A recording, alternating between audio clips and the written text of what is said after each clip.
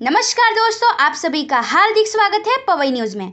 शिवसेना के नेता आदित्य ठाकरे ने बताया कि भारतीय जनता पार्टी को मुंबई में उम्मीदवार नहीं मिल रहे हैं, इसलिए उसने अभी तक केवल 2 प्रत्याशी ही घोषित किए हैं।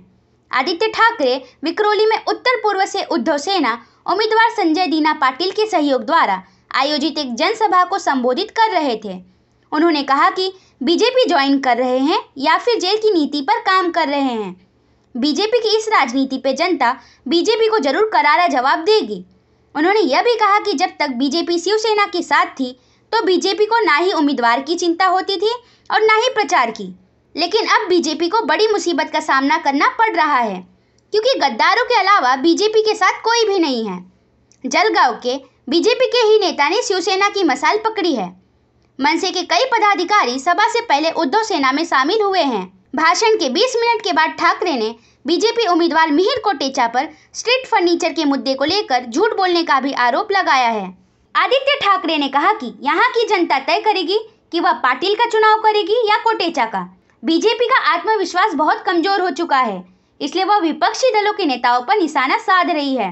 जो बीजेपी के साथ आना नहीं चाहते उन्हें जेल में डाल दिया जाता है। उदाहरण के तौर पर झारखंड के पूर्व मुख्यमंत्री हेमंत सोरेन और दिल्ली के मुख्यमंत्री अरविंद केजरीवाल हैं। आदित्य ठाकरे की यह सभा 6 बजे शुरू होनी थी, लेकिन 8 बजे यह सभा सुरू हुई।